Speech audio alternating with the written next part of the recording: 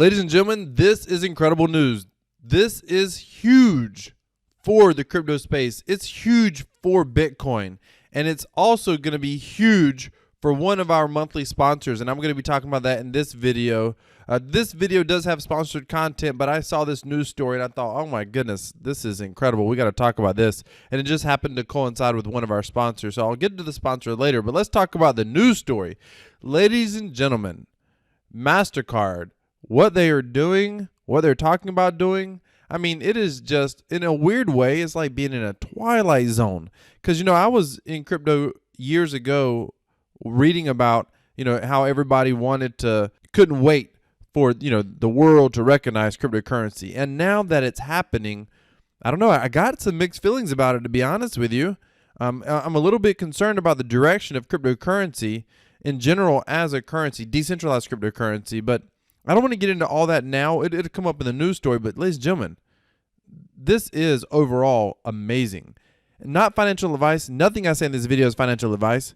But if you're not in crypto yet, if you're watching as a bystander, I don't understand what you're doing. I've got a whole video that shows you how to buy Bitcoin with your bank account, the easiest way I know of. I'll link it above. If you're not in, now's the time to be in. I mean, learn how to earn some passive income. Learn how to invest. Buy and hold. Dollar cost average. Again, not financial advice, but it is my opinion. I'm not a financial advisor. I'm just a YouTuber. And I love talking about crypto. But ladies and gentlemen, I don't know what other bullish sign you could possibly have in the world of crypto. So let's get into this. There's two big news stories I want to talk about. Bitcoin holds near record as Mastercard forges crypto path. Bitcoin hovers near record territory after Mastercard says it's following in Tesla's footsteps to both support the cryptocurrency and utilize it. Now, there's a big difference in Tesla utilizing it and saying, hey, you can buy a Tesla. We covered that in a previous video. There's a big difference in saying that and then turn around and saying, oh, we're a payment processor and we're going to utilize Bitcoin. That's an enormous difference.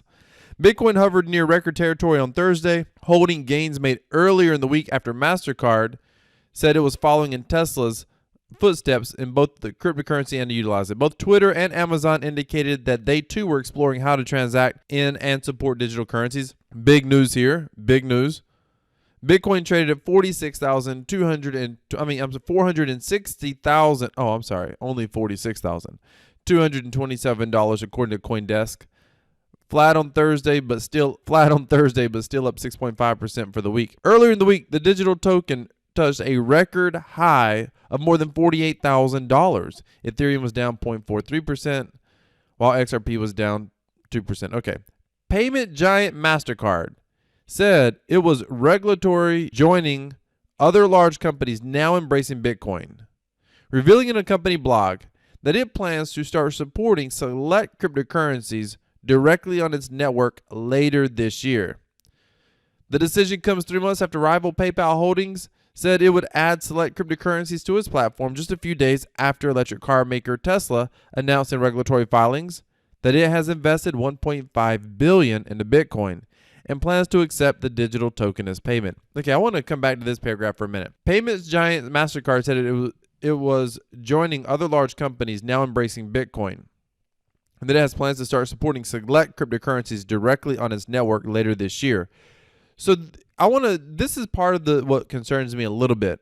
When you get big companies like PayPal, big companies like Mastercard saying we're going to have select support for select cryptocurrencies. Now, I've read several news stories on this to get different opinions. Most people are repeating the same news story. Hey, Mastercard's made this announcement. Hey, Mastercard's made this announcement. Most people are just copying the news story directly from Reuters.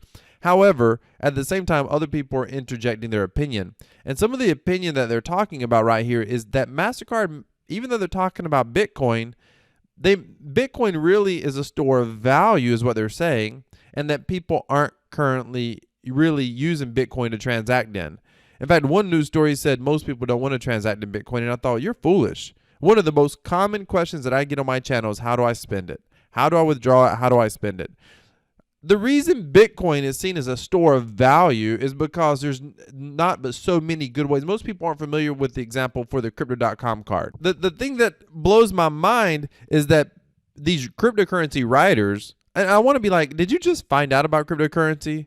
Were you just some sort of journalist, financial journalist, freelancer, and you just got a gig to write an article about cryptocurrency and you don't understand why people aren't spending and using cryptocurrency? And they don't even understand why it's a store of value. They're like, oh, it's a store of value because it's digital and it's secure and it's got scarcity. And what they're really saying is a store of value because it's gone up in price. They don't really understand. The main reason it's a store of value is because fundamentally people believe and expect that at some point in the future, average people will start transacting in Bitcoin. That's the main reason it's a store of value.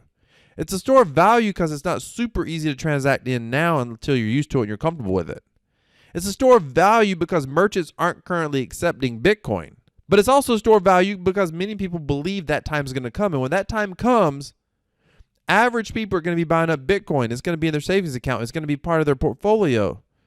You're going to have a fiat savings account, a fiat checking account, a crypto checking account, crypto savings account.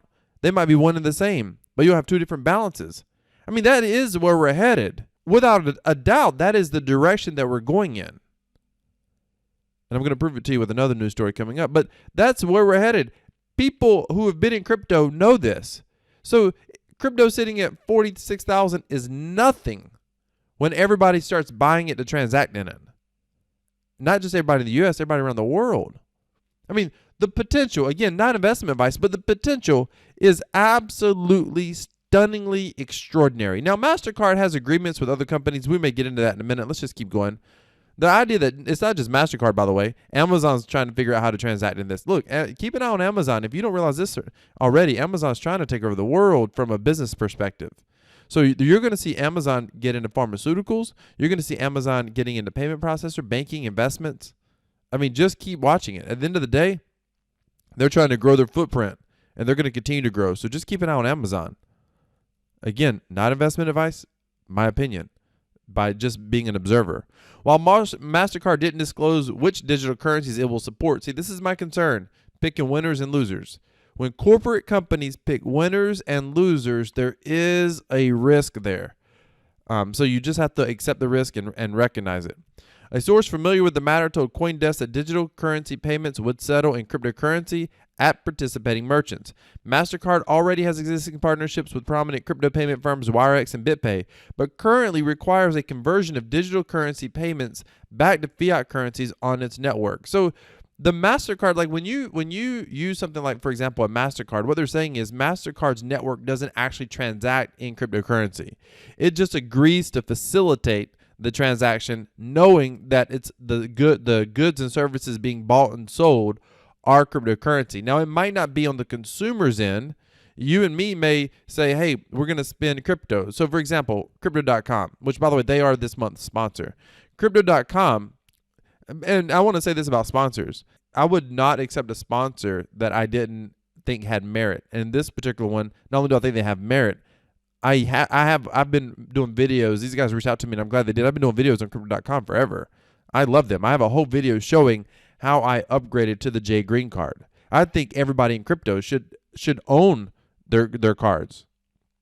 But right now, the way that it works on their website, you can spend. People say, "How can I spend my crypto?" And even my personal friends, I said, "You need to go to Crypto.com, get their debit card. You can spend your crypto." But the reality, the way that it works, is inside of that app, there's a button for your crypto account. There's a button for your fiat account. And so they're separate. There's a button for your debit card. So if you trade between those two buttons, basically. You're like, oh, I got some fiat. I want to buy some crypto. And you're able to do that. Then you have a crypto balance. And you're like, oh, I got crypto. I want to load my crypto up on my Visa debit card. But when you do that, what essentially happens is on their end, they make the exchange. Visa, or it's not Visa, I think it's Mastercard. Let me see, what's my current card? Oh, it is a Visa.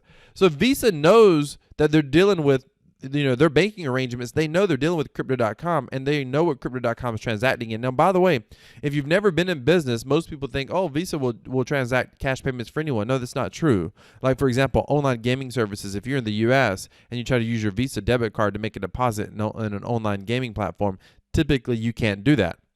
So Visa has regulatory pressure to recognize who they're transacting. And what they're saying is they have chosen, Visa and Mastercard have chosen select companies to be that they know did crypto businesses. Now Mastercard is saying, not only are we going to work with crypto-based companies, we're actually willing to facilitate the transactions on our network from crypto to fiat. That is a big deal.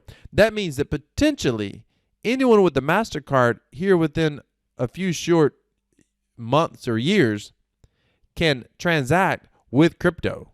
I mean, I don't even know that you can get bigger news right now when it comes to, more bullish news for the crypto space. And they're all talking about Bitcoin because Bitcoin's, number one by market cap. All right, let's keep going.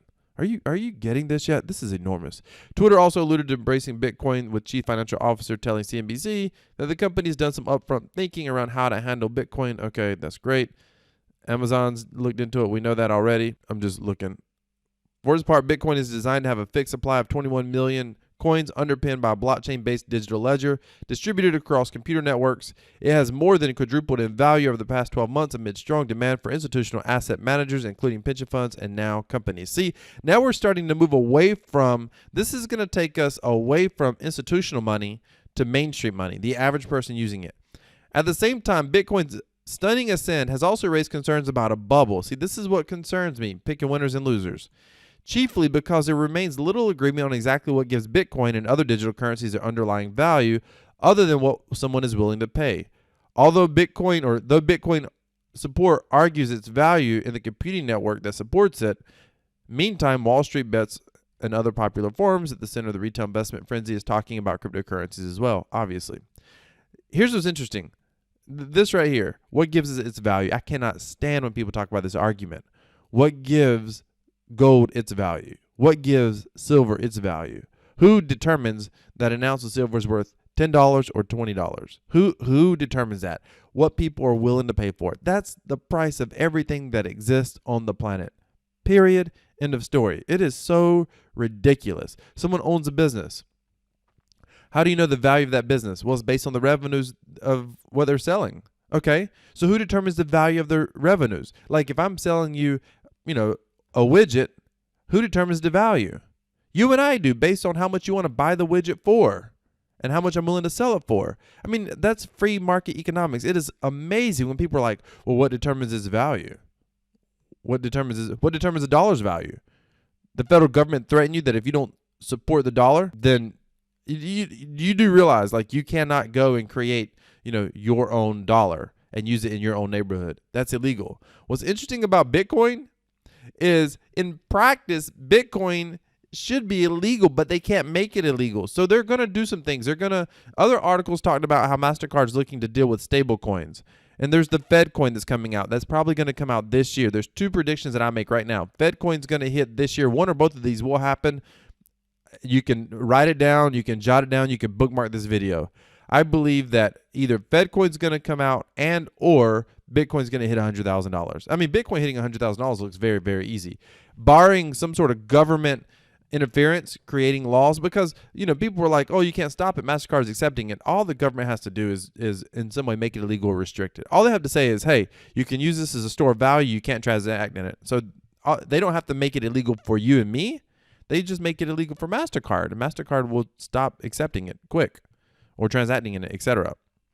So without government regulations impeding, I don't think there's any way that Bitcoin doesn't hit $100,000. And people I used to put out videos. They're like, oh, you're the guy that thinks Bitcoin's going to $1 million. You're damn right. It's going to $1 million freaking dollars. I truly believe that. Not financial advice. I truly believe that. Now, let's come over here to BNY Mellon. Bitcoin to come to BNY Mellon. Why is this important? America's oldest bank. We'll just look at the first little couple paragraphs here. Bank of New York Mellon, the nation's oldest bank, is making the leap into the market for cryptocurrencies. The custody bank said Thursday it will hold, transfer, and issue Bitcoin and other cryptocurrencies on behalf of its asset management clients. In time, BNY Mellon will allow these digital assets to pass through the same plumbing used by managers other more traditional holdings, from U.S. Treasuries to technology stocks. Using a platform that is now in prototype, the bank is already discussing plans with clients to bring their digital currencies into the fold. See, everybody's wanting a piece of this pie. This is big news. Ladies and gentlemen, about 2 years ago, 3 years ago, there's literally one small bank out in California, which was the only bank that would transact or use or facilitate cryptocurrency exchanges. If you had an exchange, Coinbase used that bank. Literally, it was just one bank. And now you're seeing a bunch of banks trying to jump on board. When they say something's in prototype, they mean they've been working on this probably for months. So they've been eyeing this for a while. And this is a big deal because now, again, it's just showing you like institutional guys, instead of just everybody having to go through Grayscale, and Grayscale probably has one major banking relationship, now you're just seeing that there's other banks willing to come on board. This is going to happen more and more. This is going to open it up for institutional investors. You don't have to go through just a company like Grayscale. You're going to be able to start buying Bitcoin in lots of other places to be able to hold it as a store of value as an investor. Ladies and gentlemen, this is extraordinary. This is extraordinary. So what does this mean for like crypto.com? It means that this is going to become much more popular. It means that more people are going to be using the card. Don't be behind the curve. I own the crypto.com card, and I'm going to tell you right now, by far the best debit card I have ever used in my life, including traditional financial credit cards, or debit cards, I'm sorry, and credit cards. Listen, I've just upgraded to the J Green card. I have that. I'll link it above on when I upgraded. 3% cash back. Imagine getting 3% cash back. Now that's when you stake 50,000 of their CRO tokens. These tokens are about 6 cents each right now. And they have the potential to go up. They have the potential to go down. Not financial advice. But you can, for 5,000 tokens, you can get their 2% cash back. And they reimburse you 100% on your Spotify. With the J Green card, I get 100% on Spotify. I get 100% on Netflix. Reimbursement, ladies and gentlemen, reimbursement. Now, imagine you want to get into Bitcoin. Here's all you got to do. Use your cash back, just your cash back, every month. And buy Bitcoin if you wanted to, or any other cryptocurrency. Use your reimbursement for Spotify. If you already have Spotify, all you have to do is get the card. They're going to reimburse you 100% for Spotify. If you want to use that reimbursement, buy Bitcoin with it. You're already spending it every month. Buy Bitcoin with it. Netflix, buy Bitcoin with it. You want to step up? Go to the Icy White, Rose Gold, 5% cash back. Where can you get 5% cash back with a freaking debit card? Where? This isn't a credit card. 100% on Spotify, 100% on Netflix, 100% on Prime, 10% on Expedia. It's crazy. Oh, I didn't even mention this. Access to airport lounges. Ladies and gentlemen, I don't know what to tell you, but with the current news that we have, you need to be in cryptocurrency. The crypto.com card, even if you come down here and you get the red card, and I'll put a link in the description. By the way, you'll get $25 in free CRO tokens when you set this card up and you stake your first 5,000 CRO. They'll give you an additional $25 in free tokens. But you're going to start getting 2% back on your spending, and you're going to get 100% reimbursement for your Spotify. If nothing else, this is an easy way for you to start earning some crypto. This is very easy. I highly recommend it, ladies and gentlemen. Hey, let me know what you think about these news stories. And ladies and gentlemen, be sure to check out the crypto.com card. They are our sponsor. Appreciate these guys sponsoring this video. Decentralized cryptocurrency equals freedom. This is good news potentially for decentralized cryptocurrency. This is Crypto Wealth. I'm out.